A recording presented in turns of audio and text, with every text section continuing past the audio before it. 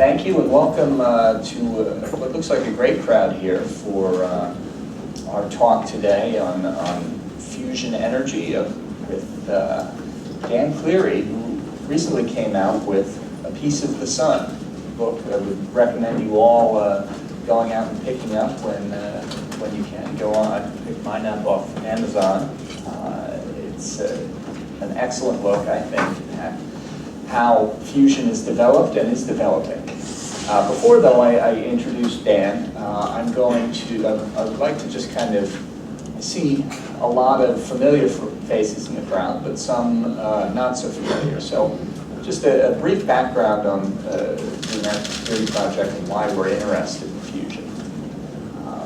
ASP was founded almost a decade ago as an institution to look at the big questions of national security from a fact-based, nonpartisan perspective. We were founded by a bipartisan group of senators, former politicians, and retired senior military officers, along with business people, to talk about the big issues of national security. We've been involved in energy security and climate policy since the beginning. We took up fusion about 3 or 4 years ago now to talk about the issues of kind of getting to the next generation of energy. How do we get assured energy security in an age of climate change? I think we came down on fusion as really the energy source that checks all the boxes. Safe, secure, sustainable, and potentially economical. The only trick is we haven't yet proved it. But we think that that's a question of time and resources, and we think that the world is moving in the right direction. Dan's going to tell us about how we've gotten to where we are today in fusion research and how he's promised some funny stories. I think it should prove to be a good background for those of you who haven't been around fusion before, and those of you who have been for a long time. I know there's some in the audience. Hopefully he'll give some good insight that some of us haven't heard. Dan Clery studied theoretical physics at York University in the UK.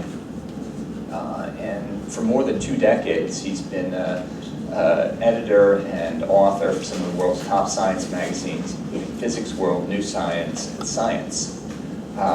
He's been a news editor for Science magazine since 1993. He's covered fusion pretty intimately since that time. I've followed a lot of his articles, and I'm very pleased to have him here. So with that, I'm going to turn it over to Dan, and thank you for being here, and look forward to your presentation. Okay, if you all stand up, that's all right. Sure. Right, well, thank you all for coming on such a rainy day. As Andy said, I'm a a journalist with Science magazine, which is based across the road, but I'm their correspondent in the UK. And for about the past 10 years, I've been covering fusion, ever since the ITER project got in a bit of a mess trying to decide where to put their reactor. And I write tons about fusion for lots of publications. So here's a few examples. My German isn't that good, but someone else helped me with that. So when I was telling people what I was doing, people that weren't familiar with the subject would seem to know nothing about fusion. They didn't know what it was. They always associated it with cold fusion. There seemed to be a lack of knowledge about it in the wider public. So, like all good journalists, I wrote a book, and which came out last year. In paperback this year, if you want to get it slightly more cheaply.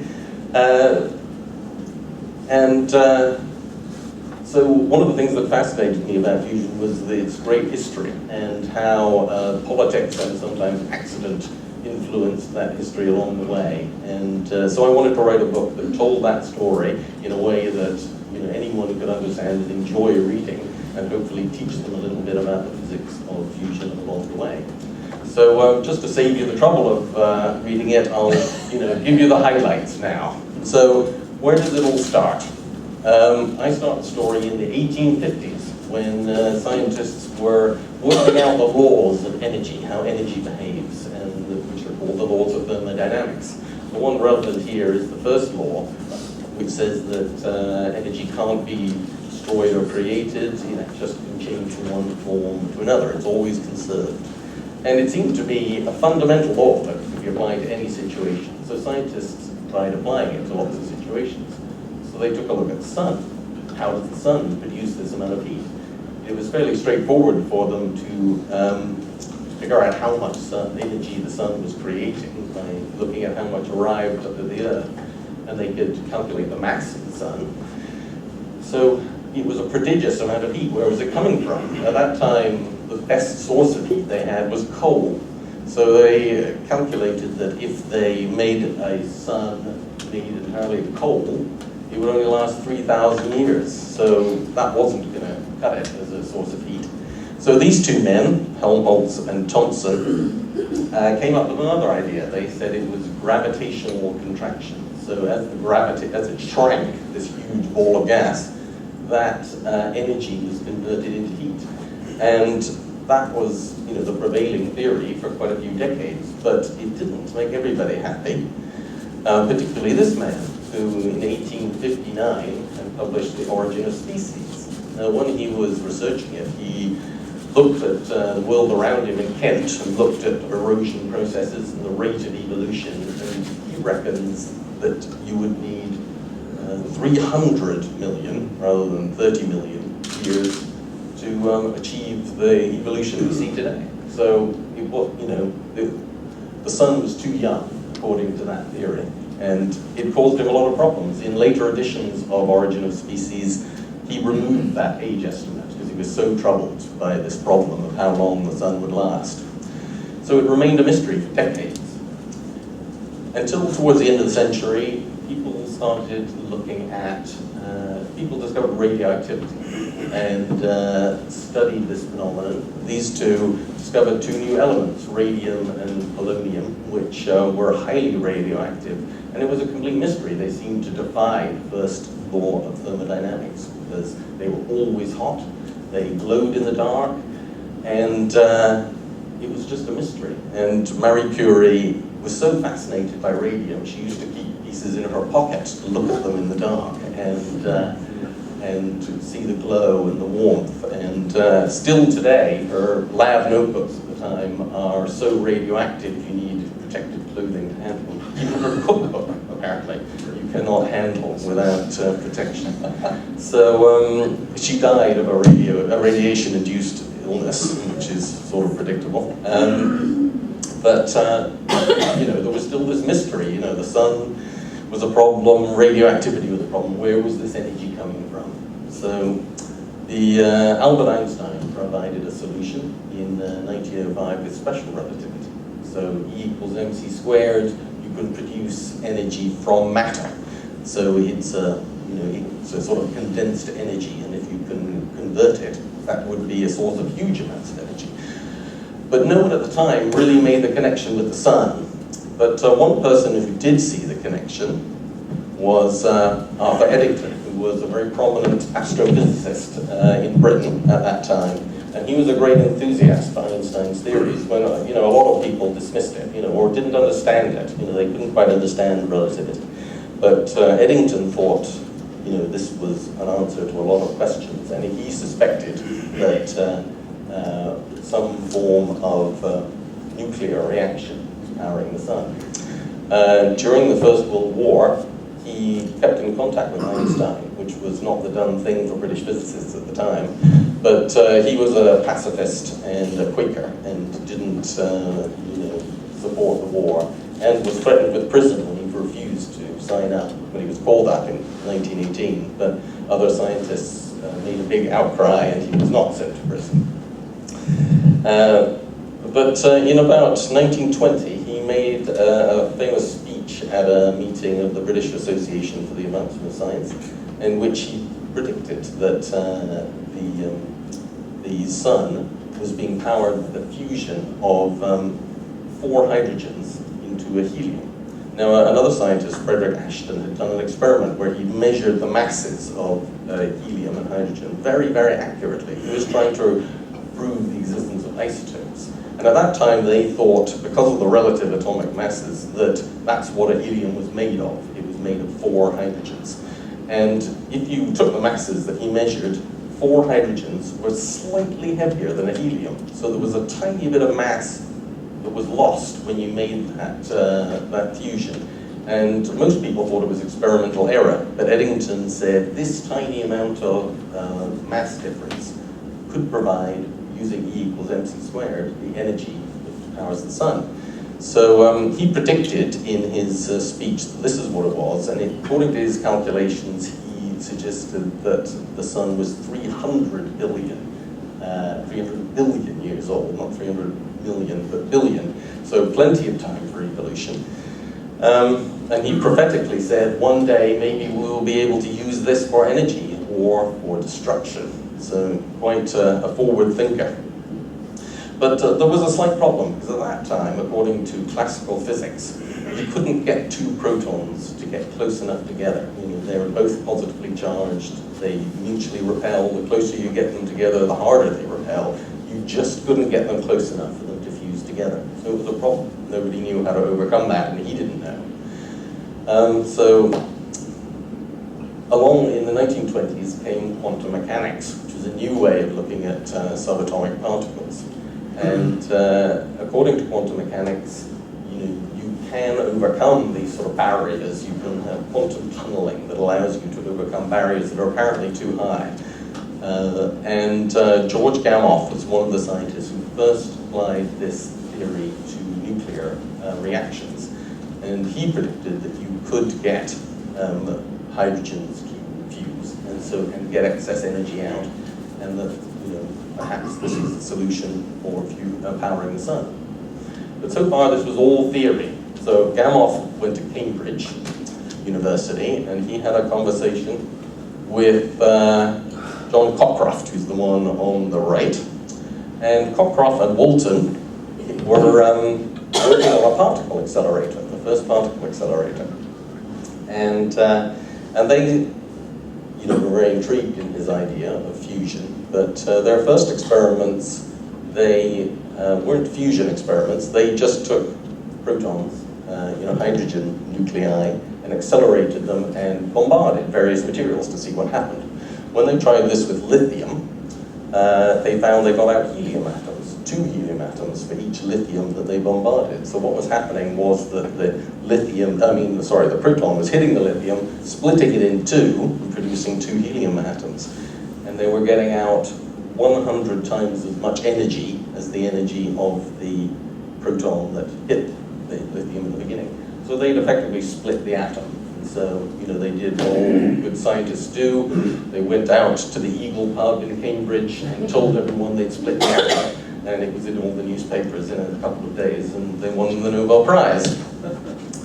Their boss, who was in the middle of the previous photographs, is Ernest Rutherford. There he is again, very loud and domineering chap, apparently. Anyway, he carried on their work with the other guy, if you go on again, sorry, with Mark Oliphant. Anyway, they tried some different experiments with an upgraded version of the particle accelerator, and they started trying to accelerate particles of deuterium. Now, deuterium is heavy hydrogen, so in its nucleus, it's got a proton and a neutron.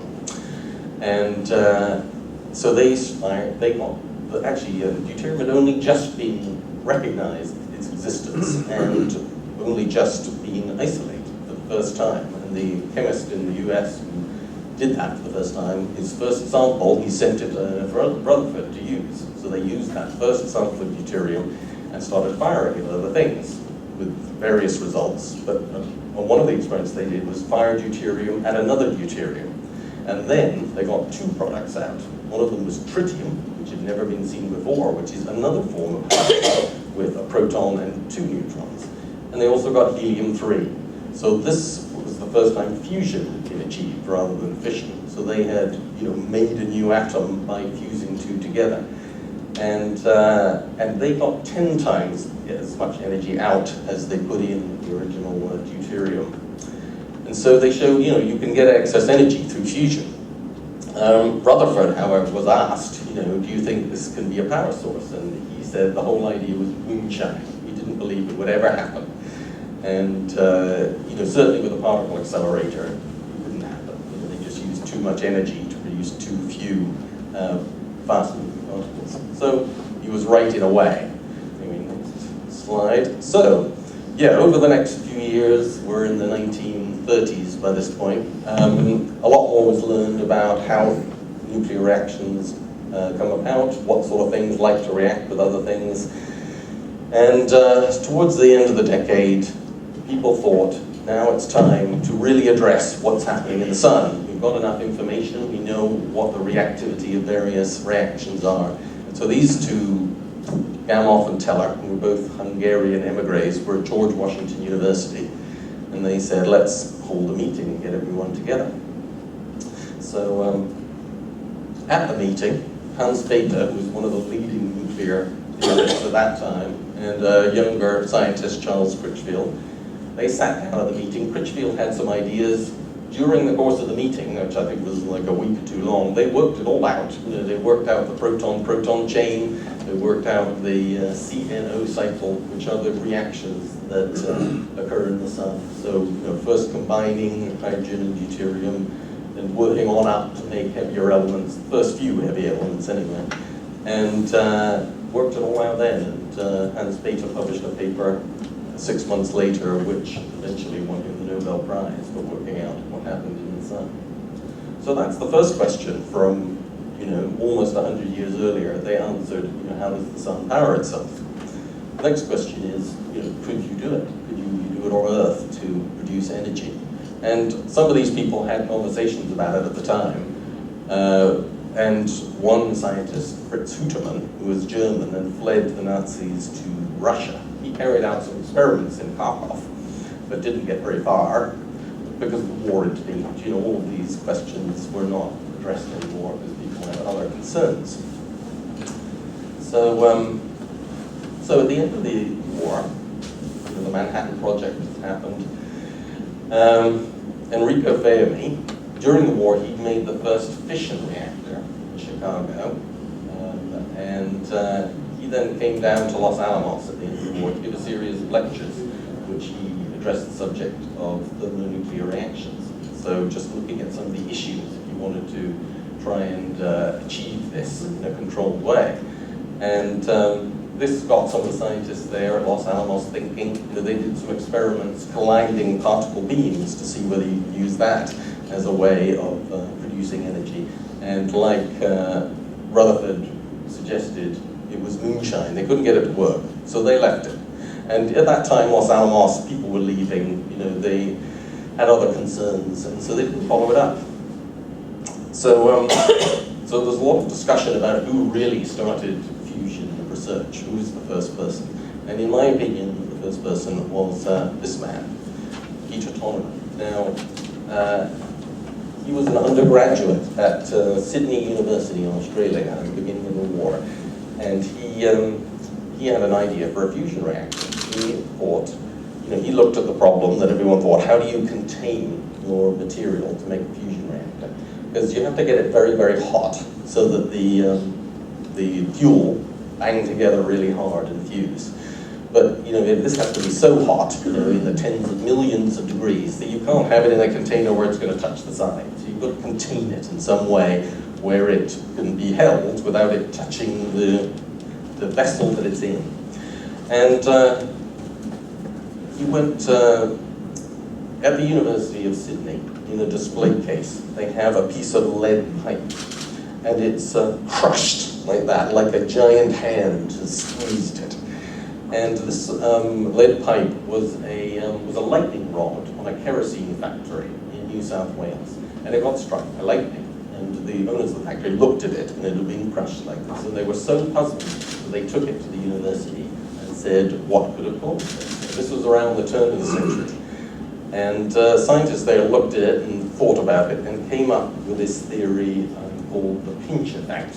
So when you have a very strong current flowing down a conductor, it creates a magnetic field, which is known, but then that current interacts with the field to push the current towards the center that it's flowing through. So essentially, if you've got a pipe, it's pushing it towards the center of the pipe. If it had been solid, nothing would have happened. But because it was a pipe, it got crushed. So he thought, if I make a plasma, this sort of very hot gas, this is tourmaline, and have it flowing down some sort of container, because it's charged particles, it's like an electric current. So it'll interact with its own field and be pinched towards the center of the tube. And that way, I can contain the plasma without it touching the sides. The problem was what happens when you get to the end of the pipe. You can't make the pipe infinitely long. So, like a good physicist, he made it into a donut shape. So he had a toroidal shape, as they call them. And you just have it flowing around like that, and then it will stay towards the center of the tube. So that was his idea. He got a postdoc position at Oxford in 1946. So he got on a boat, came to the UK, came to Oxford.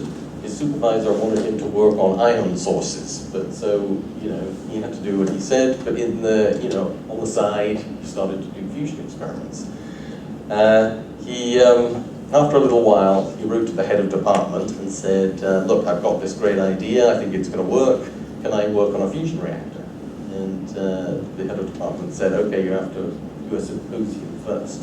So he stood up, this postdoctorate, and in front of some of the biggest minds in physics at the time at Oxford University, and described his thing. They asked lots of questions, but didn't shoot it down. So the head of department said, okay, you can start working on it.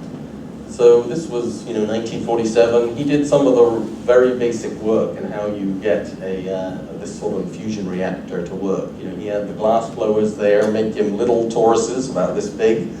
He worked out how to make a plasma in one of those, how to get the current flowing round, because that's not a trivial task. You can't have an electrode at either end, like in a straight tube. You've got to make it flow. So he used a transformer to do that. And he started doing the work. This attracted attention from other people. John Cockcroft, one of the people that split the atom. By this time, he was the head of the Atomic Energy Research Establishment, and he heard about this work, came and looked at it, thought this is really interesting, and he said, I'll fund this research from now on and give you 2 assistants. So the team started to grow. But he was not the only person in the UK who had an idea for a fusion reactor. The next person, George Paget Thomson, also thought he had an idea for a fusion reactor. Now he was, couldn't be more different from Tolman. He was already, physics aristocracy. His father was J.J. Thomson, who discovered the electron, and he himself had a Nobel Prize for proving wave-particle duality. So he was a big cheese at Imperial College. In 1946, he had an idea for a very similar device to what Tolman was doing, but he hadn't worked out the basics as Tolman was doing. So he filed a patent. He thought, I need to protect this idea. So he filed a patent, and then he went to John Cockcroft and said, we need to build a big reactor. We need to prove that this will work. Big, expensive project. Cockcroft wasn't convinced, and other people that were at those meetings weren't convinced, but they encouraged him to do some small projects in Imperial College, so he got some of his postdocs working on it. So there were 2 teams there in the UK. And after a few years, things took a dramatic turn because of this man, Klaus who was a German-born physicist who came to the UK, fleeing the Nazis, and worked in the UK and then went and worked on the Manhattan Project. Then he came back to the UK after the war and was in Oxford. So he knew what Tolman was doing. When John Cockcroft had these meetings where he was discussing whether to fund Paget-Thomson's idea or Tolman's idea, Fouque was there. So he knew everything that was going on. At that time, American cryptographers cracked the cipher that the Soviet intelligence had been using during the war and after the war. discovered that there was a British physicist, he said, who was leaking information to the Soviets. And he didn't know what British physicist, but eventually, after a few years, they narrowed it down to Klaus Fuchs, and they sent an MI5 officer to confront him, and he confessed everything. He had been a communist since his student days, and thought, you know, Russia was their ally at the time. He thought they deserved to know what was happening at Los Alamos. But as a result of that, he was imprisoned for about 9 years, very quickly. But as a result of that, there was a huge security clampdown on both sides of the Atlantic. So Tolman's group at Oxford, Paget Thompson's group at Imperial, they were all moved to government laboratories. Thompson's group moved to Harwell. And so they had to carry on their work in secret, which much to their annoyance. Oh yes. So that's what was happening in the UK. So there's a lot of stories about what happened in the Soviet Union. A lowly Red Army soldier working alone invented the tokamak that we now use in reactors all over the world. It's a good story, only some of it is true. This is the soldier, Oleg Lavrentiev. He joined up in the middle of the war before he'd finished high school, fought against the Nazis in the Baltic states. At the end of the war, he was posted to Sakhalin Island, which is in the very, very far east of the Soviet Union, which they captured from Japan. It was a very inhospitable place, but he was a radio telegraph operator. But it was fine for him because it gave him lots of time, because he was a physics geek. You know, he just loved physics, and he got journals and textbooks and monographs, and would give lectures to his officers about technical subjects. But he completed his education. He started, you know, reading everything he could about physics, and then in 1949, just after the Soviets exploded their first atomic weapon, President Truman said, "We, as a response, the United States, are going to build a hydrogen bomb, a fusion weapon." And this spurred Lavrentiev into action. And he wrote a letter to Comrade Stalin and said to him, "I have worked out a design for a hydrogen bomb and a fusion reactor that could be used for industry." And he sent his letter off, waited and waited, nothing happened. So he sent the same letter to the Central Committee of the Communist Party. This time he got a very rapid response. They sent an official out to Sakhalin Island who said to him, "You will come into this secure, guarded room, and I want you to write all your ideas in 2 weeks." And so Lavrentiev did that, wrote it all out in 2 weeks. He was sent off to Moscow. Very quick response. Lavrentiev was relieved of his duties in the army. He was flown to Moscow. He was enrolled at Moscow State University, where he had personal tuition from physics professors and chemistry professors. And he had his own apartment in Moscow, which was all unheard of for an undergraduate student. But the person who was looking after his interests was Lavrentiy Beria, who was the most feared man in the Soviet Union. He was head of security in the KGB. And, but he was also in charge of the bomb project, the hydrogen bomb project in the Soviet Union. So anyway, what had happened to that document that he wrote in Sakhalin Island was he was sent, first of all, to Andrei Sakharov. Now, Sakharov was involved in the Soviet hydrogen bomb project at that time. So Sakharov looked at this plan that Lavrentiev had written out and said, and he knew immediately that the bomb wouldn't work. Not because it was a bad design, but Sakharov knew things about the materials that Lavrentiev wouldn't have known. So his bomb design didn't work. Also, his fusion reactor wouldn't work. It wasn't a tokamak, it was an electrostatic trap.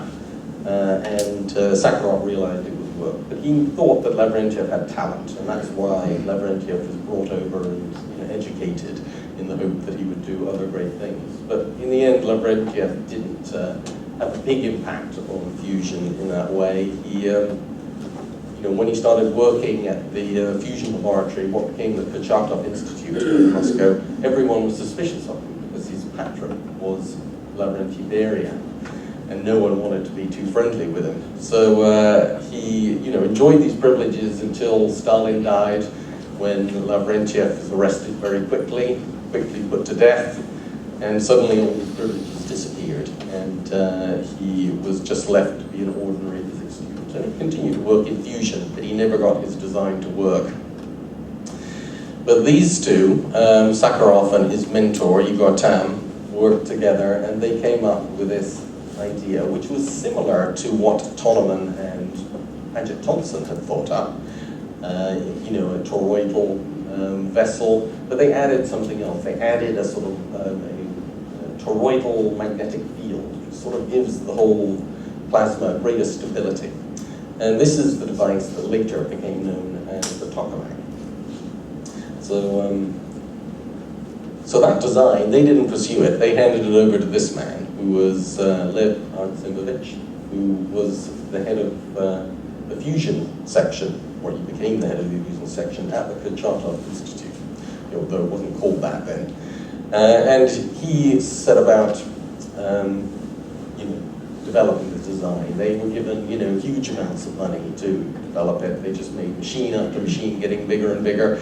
And again, all in secret at that time, both in the West and in Russia, it was all classified. So that's there. So what was happening in the US? Around that same time, not very much was happening. Physicists were interested in hydrogen bombs rather than hydrogen fusion reactors. Whereas in South America, Ronald Richter, an Austrian scientist, he came to Juan Perón, the dictator of Argentina, and said, I can make unlimited energy for Argentina and for the whole world. I just need some research money. So Juan Perón thought it was a great idea. And so he built him a laboratory on an island in a lake in the remote west of Argentina. He built a fusion lab, and they started working on this device called a thermotron. I have no idea how it worked, but he produced some neutrons, which is a sign that fusion reactions are happening. And then Juan Perón, in March 1951, announced to the world that they almost mastered fusion, and that it would be a great benefit to everybody. Sadly, it wasn't to be. After another year, nothing much else had come out of the lab on the island, and Perón sent some Argentine physicists to investigate. They looked at what he was doing and said the temperatures were far too low to achieve fusion, and so it was all closed down, and Ronald Richter disappeared. But that headline, when Juan Perón announced that he'd mastered it, was reported all around the world. So that day in March, we have the next one, Lyman Spitzer up in Princeton was preparing to go for a skiing holiday. Now Spitzer was an astrophysicist, and he knew all about plasmas. That was his specialization.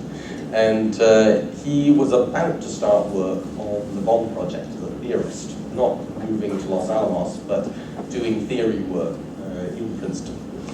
And his father rang him up and said, have you seen the New York Times? So he went and bought the paper, and he read about Juan Perón and Ronald Richter's plan, and it got him thinking. So he went to Aspen for his holiday, spent a lot of time thinking about it, about going up and down on the lifts, and he came up with a design for a fusion reactor. It was not at all like the one that the others had brought up. He called it a stellarator. And it was a tube. His original one was a figure of 8 shape, so it was curved at the end, but then crossed over in straight pieces, and it had a different way of containing the plasma. So anyway, he came back from his holiday and said to the Atomic Energy Commission, I've got a great idea for a fusion reaction. Instead of working on bombs, can I work on this? So they called a meeting and called him up to Washington to discuss this. Now also at the meeting, there was another man, James Tuck. He was a British physicist, and he'd been a government advisor in Britain during the war, but then he developed shaped explosive charges for armor-piercing shells. And when the Manhattan Project needed shaped charges to make the Fat Man bomb, they asked James Tuck to come over and teach them what he knew. So he went over and worked in Los Alamos. And then he went back to the UK. He was also involved in those discussions with John Cockcroft, Klaus Spook, and George Thompson about what was happening in UK fusion. So he knew, a lot about what was going on in fusion. And at this time, he was back in Los Alamos. Sorry, I can't remember I said that. So he was called to this meeting. He wasn't impressed with the stellarator idea. He thought the pinch idea was better. But anyway, the Atomic Energy Commission decided to give Lyman Spitzer some money. They gave him £50,000. And Tuck was a bit disgruntled by that, but he went back to Los Alamos. He finished the work he was doing, and then he persuaded the Los Alamos director to give him £50,000 to make a toroidal pinch at Los Alamos. So there ended up with two rival programs to develop a fusion reactor. And then a third program was started up. Edward Teller, who we met previously, he started up Livermore Laboratory as a second weapons lab near San Francisco. And he wanted the lab not just to be about weapons, he wanted a fusion energy program too. So he employed Dick Post to build up a fusion energy team. Now he didn't want to make the same thing as the others were making, a stellarator or a pinch. So he came up with a design for what was called a mirror machine. Remember I described how if you had a long tube and you contained your plasma in a straight tube, which is a lot simpler than a toroidal tube, you had the problem what to do with the ends. So a mirror machine has a magnetic device at either end which acts as a sort of plug. So your plasma can go up and down, but can't escape at the ends. So they started making mirror machines. So we ended up with 3 different programs going on. Now, during the late 50s and the 60s, everyone worked on all of these things in the UK, in Russia, and in the United States. And they couldn't get them to work very well. There was a problem that all of them were facing, which was that the plasma didn't stay in the middle of your container very well. It was always drifting to the edge, and so you were losing energy. It was called bone diffusion, and all the devices seemed to be suffering from it.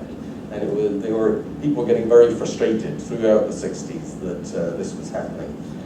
And the only people that seemed to be getting better results were the Russians with the tokamak. So they would come to international meetings, they would say, we've got this fantastic high temperature. Other people didn't believe them. At that time, it was very hard to measure the temperature of a plasma. If you think about it, you can't touch it. How do you measure its temperature? Anyway, in 1968, there was a meeting at Novosibirsk, and Lev Aksimovich, who we heard about previously, he said we've got 10 million degrees in our T3 tokamak, and everyone else was skeptical, particularly people from Princeton. But the Cullum team, which is the British fusion center, they developed a new way of measuring the temperature of a plasma using a laser, which has not long been invented. And they said, well, Atsimovich asked Cullum, can you send a team over to measure the temperature? And so Cullum agreed. And so this team was assembled to go over to Russia. Now you've got to remember this is 1968, so it's the height of the Cold War. Kachatov Institute is one of the most secret places in the Soviet Union. And these people were going over there with brand new laser technology spectrometers, which are all militarily sensitive. So it was quite a feat to get this approved and organized, but they went over in 1969, spent months trying to connect their device to the US, the Soviet fusion reactor, and eventually they got it to work. And on a day in July, it was the day after Neil Armstrong landed on the moon, they got a measurement, got a clean measurement, and rang up Cullum and said, it's very, very hot. And they said it's like 10 million degrees. And news of that quickly spread. And suddenly, everyone wanted to build tokamaks. They were building in all the labs. Some labs, including Cullum and Princeton, dismantled stellarators that they were in the process of building and rebuilt them as tokamaks. So there was a great rush to build tokamaks. I don't know what the next slide is. Ah, yeah, that's right. So we're in the early 1970s now, and Bob Hirsch became head of fusion at the Atomic Energy Commission. Now, he was a very dynamic, go-getting manager, and he thought fusion was the future. And so he pushed very hard laboratories to keep building bigger tokamaks. And in about 1972, 73, he really wanted them to build a big, big machine, one that would demonstrate break-even. The point when the reactor is producing more energy than you have to put in to get it to work, which is a key demonstration that fusion is going to work as a power source. And so he got them all together. There were several proposals on the table. And another factor around this time is that the oil embargo happened in early 1973. And suddenly the government wanted alternative sources of energy. So the funding for fusion went through the roof, went really, really fast up. And suddenly there was lots of money to build fusion reactors. And so they could be suitably ambitious. Now Harold Firth, who was a more cautious man, didn't want to start building a huge reactor, straight away. He thought there were lots of things they didn't know. And in fact, they were in the process of building a quite large reactor, but it wasn't finished. They didn't know how it was going to work. And he wanted to wait until that was done to see how that performed before starting to build the next one. But Hirsch couldn't wait. And so he pushed, and eventually Princeton came up with a design that was very conservative. It was big. They thought it would produce neutrons, might reach break-even, but it was not an ambitious design, and that was the one that became TFTR, Tokamak Fusion Test Reactor. Excuse me. So, in Europe, similar things were happening in Europe. Now, in Europe, there was a new body created in '58 called Euratom, which was meant to coordinate research in nuclear research in Europe. It had a small fusion program led by Donato Colombo. Now, they just sort of had the same problems everyone else was having with bone diffusion, couldn't get their things to work. But once tokamaks, oh, okay, we're gonna have to hurry. Okay. Maybe 10. Yeah, okay. Oh, I've got the best story coming up. Okay. Anyway, yeah, they wanted to build big one too. So they employed Paul-Henri Reboux, who was a very charismatic scientist who just built the world's biggest tokamak in France. And they employed him to design a big European tokamak that they would all contribute to.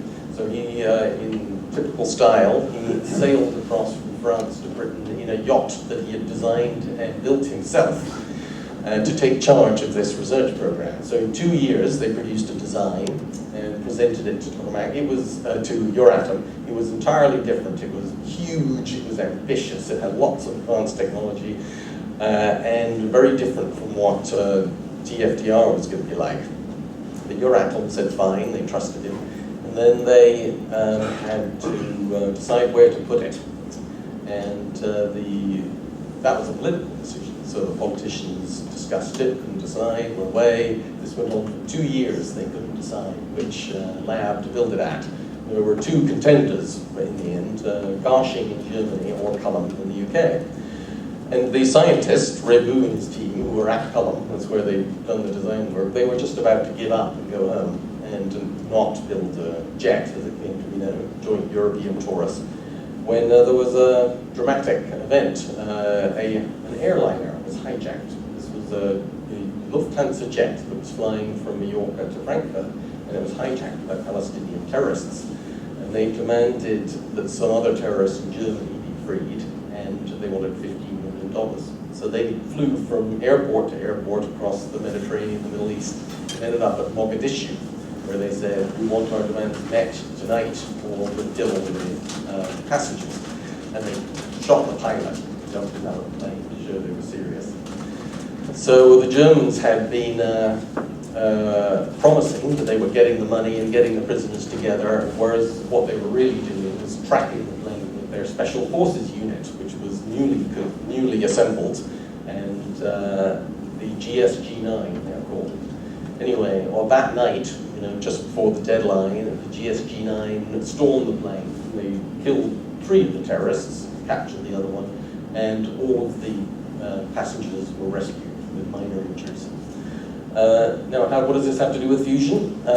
They had advisors from the British SAS who had to train them, the GSQ-9, and they provided stun grenades, which were new technology. So these were critical, and their advice was critical in the successful ending of this hijack. And so the next day, the British Prime Minister and the German Chancellor just happened to be having a summit meeting, and the German Chancellor, Helmut Schmidt, I think, said, thank you for all you have done, was his phrase. And then they sat down and they worked out a few issues of common discord, one of which was the site of the fusion reactor. So JET, because of this hijack, ended up in Cullen. So you never know what will help scientists to concentrate, help politicians to concentrate their minds. So, what's next? I can't remember. Oh yeah, slight distraction in the late 80s with these two men and a beaker of water, but that was only a minor distraction, so we'll go on to the next one. Yes, so the big few tokamaks. We had JET in Europe, we had TFDR, there was another one in Japan and in Russia, but they didn't perform as well as expected. They had to experiment with them for more than a decade just to get them working properly. In the 90s, they got very good results. They got close to break-even. TFDR got to 30% of break-even. JET got to 70% of break-even. They were close, but they weren't there. They hadn't got that breakthrough. So some people were talking about we need a bigger reactor, which is usually what happens in fusion research.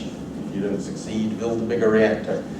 So Evgeny Velikov had become the head of the fusion project in Russia after Artsimovich died.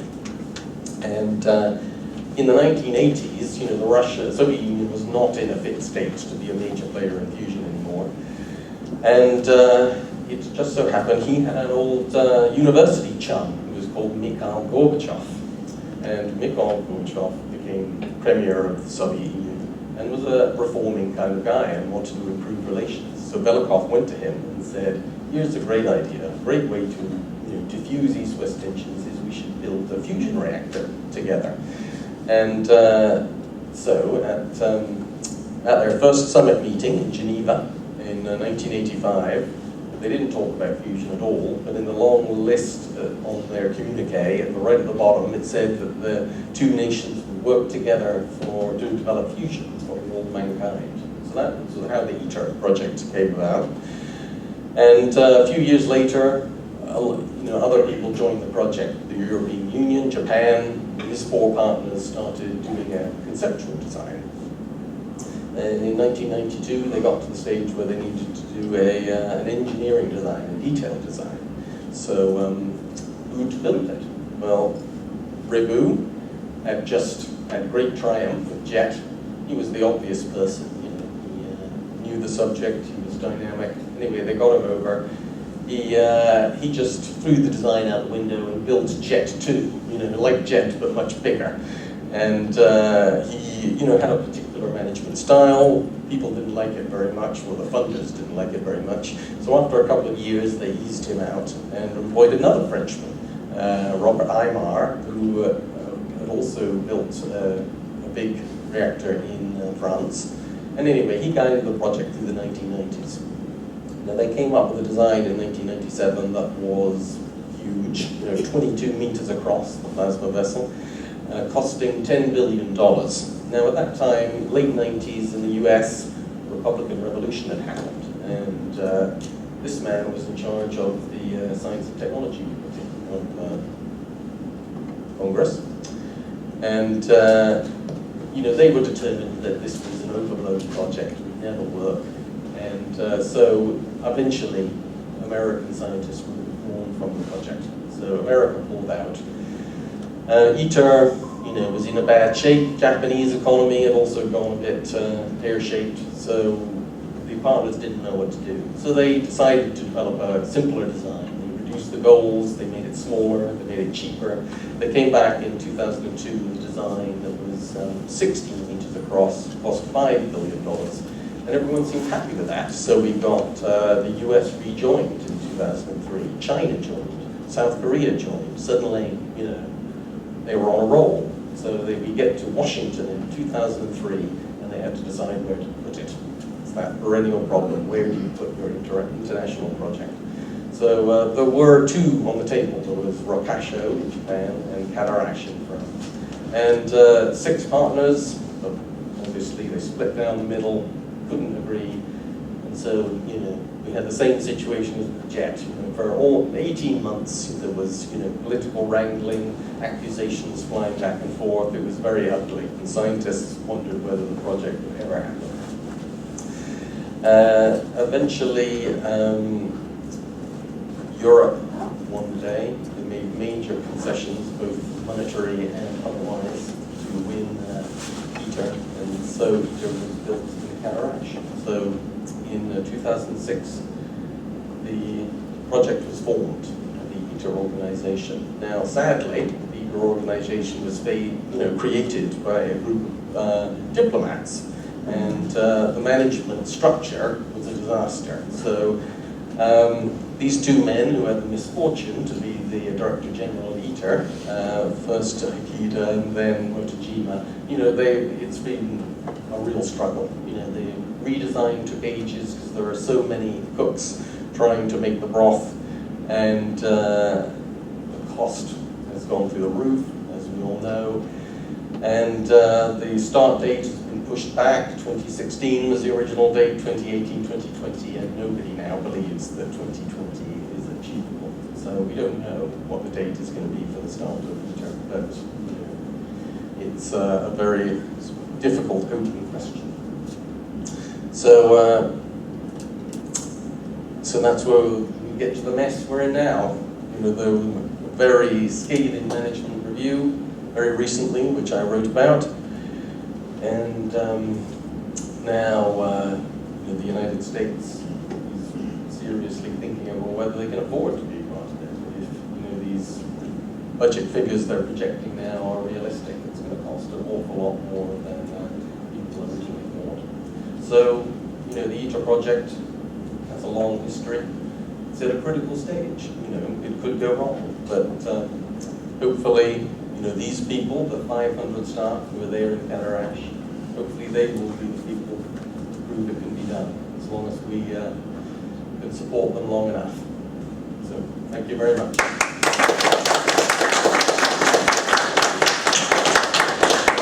Well, we've got about 5 minutes, but I'm gonna take the opportunity to ask the first question, then we might have time for one more. I'm struck throughout by this how science intersects with politics. You know, you talk about the location choices, you talk about decisions to move forward and everything like that. And maybe even politics gets involved even more as they've gotten bigger and more costly and everything like that. And I want to say, first of all, that the U.S. can afford it. It's just whether we're going to choose to pay for it. Yes. We have the money. There's plenty of money available for it. It's just whether we want to choose to spend it on that or other things. So I guess the question is, how do you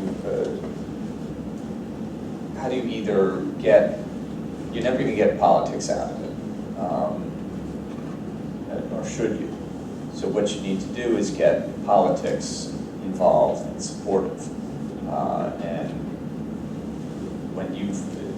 when has politics worked in the 20 years or 10 years you've been looking at this and everything? When has politics worked, and what are the lessons we can take from that? Yeah. I think the time when politics really worked was in the 1970s, when there were the oil crises, because then energy became, or alternative sources of energy became a very important part of government policy.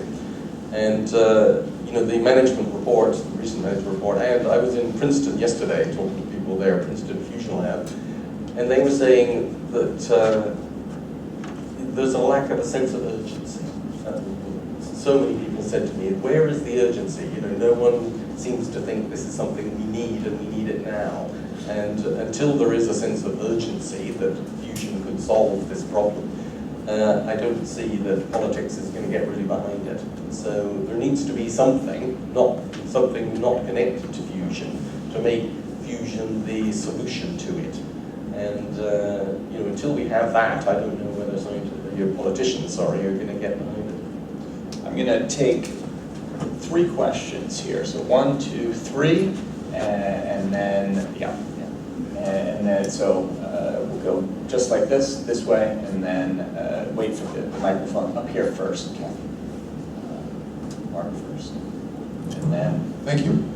Question, what's your opinion about the trend line, if you will, about the U.S. stature in the world fusion community? Why don't we wait and get them all at once? Oh, okay. Since we're almost out of time. Sort of comment, a quick question. Of course, the comment is, you know, in going through all the phases, it's interesting to try to chart how many of them said it's 20 years away. Yes. Going back 50 years, because 70, 80% of the phases we showed said 20 years. Yes. So there's that. But a different angle, if you look at like Robert Hirsch, remember there are a number of companies that are pursuing, private firms and governments, that are pursuing fusion at small size, where ITER is at 20, 50 billion plus. There are others who are starting to claim they can be doing it 50 million. So your perspective on the small ones. Yes. One more back here, and then I'll let you answer. Yeah, I just wondered if you had an observer's assessment of whether this or some of these smaller ones you just mentioned will ever work. Yeah. I mean, can they get there? That's why I came to them. Okay. You have to remind me of the question. So can it work? Oh, yes, that is yes. I think scientifically, Yeah. you know, fusion science in the US are respected everywhere. What frustrates people in other parts of the world is the funding process. So having to have annual approvals for everything, so you never know what the funding level is going to be. That's a major frustration for other people. I don't know whether that could ever be solved. But in other countries, you know, they have longer timelines. They don't always get a lot of money, but at least they know how much they're going to get for a certain set period of time, which is usually longer than 1 year. Interesting, you said everyone always says it's 20 years ahead. 30 years is the sorry. So what was The small. Oh yeah, small there ones. seems to be a number Okay, of yeah. small Well, the size. reason tokamaks have dominated is because they showed the best properties. You know, there are lots of other types of fusion reactor, but tokamak showed a path that you could go forward. You know, they have a thing called scaling laws. So if you build a number of tokamaks, you can see what happens when you make a tokamak bigger or smaller or wider or taller, and whether that improves it. And the scaling laws always show bigger is going to provide better containment. And so, hence, reactors get bigger as they want to achieve better results.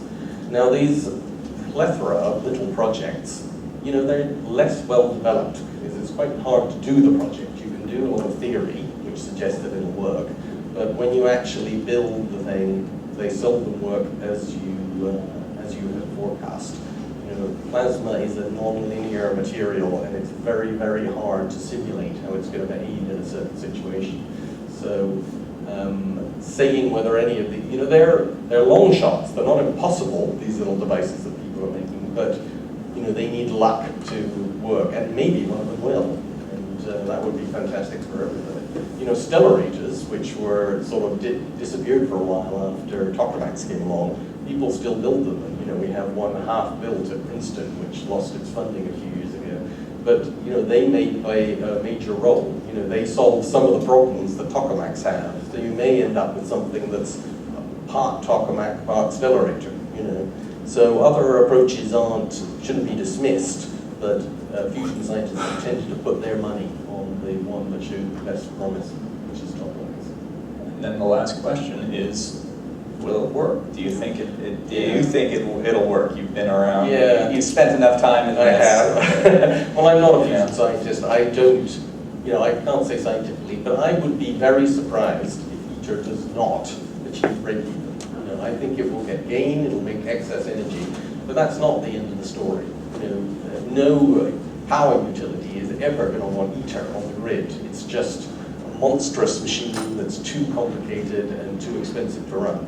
So they're going to want something simpler and reliable, something that can run for 30 years without much maintenance and can be run by, technical people.